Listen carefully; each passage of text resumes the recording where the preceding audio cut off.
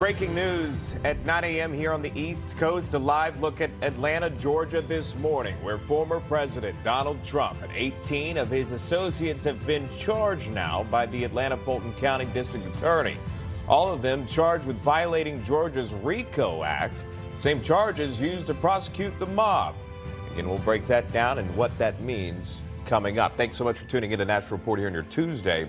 I'm Shaun Kraisman. And I'm Emma Reckenberg. Thanks for joining us. This is the fourth criminal case brought against the former president of the United States. These charges accusing President Trump and his allies of trying to overturn the 2020 presidential election results, specifically in the state of Georgia. The president released a new statement just a short time ago, calling the indictment a dark period for the U.S., saying, quote, "This politically inspired indictment, which could have been brought close to 3 years ago, was tailored for placement right smack in the middle of my political campaign, where I am leading all Republicans." Shaun?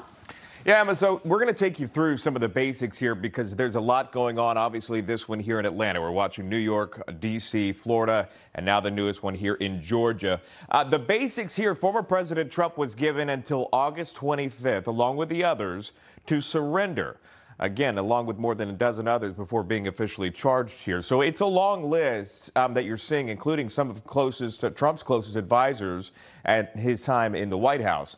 Trump's attorney, Rudy Giuliani, former chief of staff, Mark Meadows, as you see here among the list of those indicted. The list includes all the people, either they worked alongside him in the days leading up to the election or after it. But again, just taking a look at the names here. So again, the former president, obviously the headliner here. Then you have 18 others. New York former mayor Rudy Giuliani, obviously Trump's attorney at the time.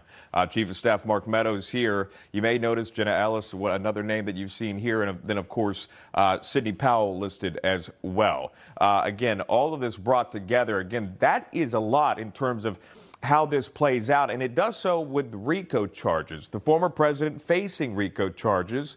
If you're wondering, that stands for racketeer influence and corrupt organizations. Again, right here, essentially making it a crime to participate in, acquire, or maintain control of an enterprise through a pattern of racketeering activity or to conspire to do so. The alleged scheme does not have to be successful for a RICO charge to apply. Now, the Fulton County District Attorney, let's talk about her. This is Fani Willis. And if you look here, this is kind of a rundown of the history of the woman behind bringing these charges. She was first elected as a Democrat in 2020. Remember, this is an elected official as the first Fulton County female DA, spending 16 years as a prosecutor. She attended Howard University as well, Emory Law School. Here's what she had to say here. Before that, we'll get back to this. Willis was born in California in 1971. Her father was a member of the Black Panthers as well. So a couple of bullet points here in terms of the background, again, of the DA bringing this. But again, when this news broke, by the way, which happened late at night around 10 p.m. Eastern Time, here's how it went down. The indictment alleges that rather than abide by Georgia's legal process for election challenges, the defendants engaged in a criminal racketeering enterprise to overturn Georgia's presidential election result. And again, if you remember, there's a little bit of back and forth where this was announced earlier by someone else, and then the district attorney had to come out and say that's not true, only to come out later at night to say it is true. So again, a lot of questions there, and we'll dive into that in just a bit. Either way, the president here responding, he says so. The witch hunt continues. 19 people indicted tonight, including the former president of the United States, me by an out of control and very corrupt district attorney who campaigned and raised money on, quote, "I will get Trump."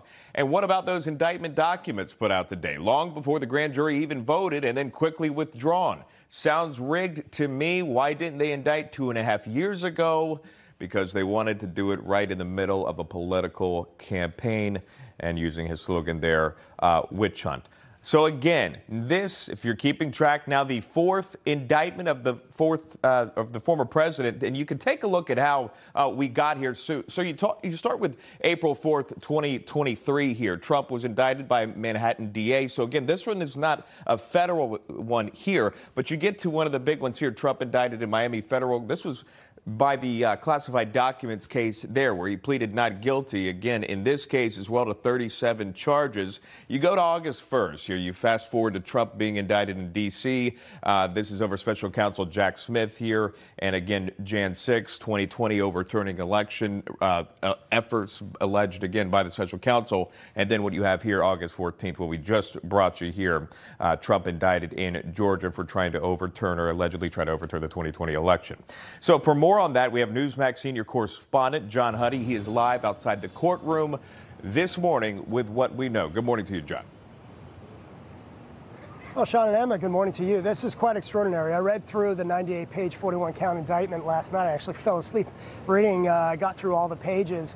And as you talked about, it outlines the charges not only against former President Trump, but 18 others, including members of his legal team, his campaign, and also some of his top allies. You talked about Rudy Giuliani. What's extraordinary here is Rudy Giuliani, as U.S. Attorney in New York, really became famous for using the RICO to go after organized crime, to go after the mob, and being credited for taking down the mob in New York. And now he himself is facing racketeering charges along with the former president and those others involved in this 98-page, 41-count document.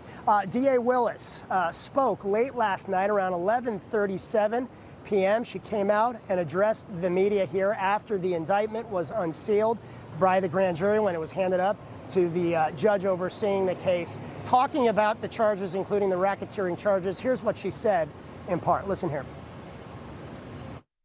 Every individual charged in the indictment is charged with one count of violating Georgia's Racketeer, Influenced, and Corrupt Organizations Act through participation in a criminal enterprise in Fulton County, Georgia, and elsewhere to accomplish the illegal goal of allowing Donald J. Trump to seize the presidential term of office beginning on January 20th, 21. Specifically, the participants in association took various actions in Georgia and elsewhere to block the counting of the votes of the presidential electors, who were certified as the winners of Georgia's 2020 general election. Now, the charges not only include racketeering, but also witness intimidation, tampering with evidence, obstruction, forgery. I mean, the list goes on as you go through it.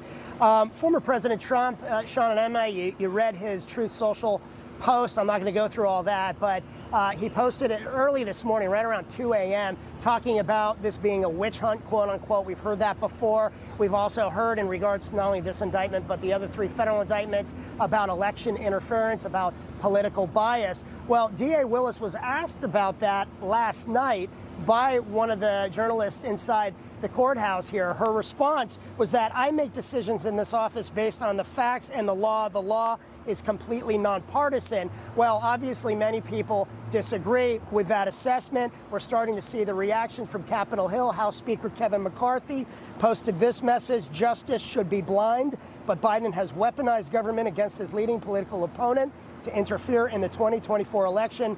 Now a radical DA in Georgia is following Biden's lead by attacking President Trump and using it to fundraise her political career. Americans see through this desperate sham.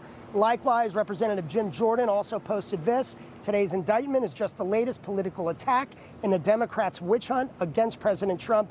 He did nothing wrong. D.A. Willis has given the defendants until next Friday, August 25th, to turn themselves in. She has issued an arrest warrant for former President Trump, who, once he does arrive here to be arraigned, will be fingerprinted, and according to the Fulton County Sheriff, Shaun and Emma, will also have his mugshot taken. Back to you.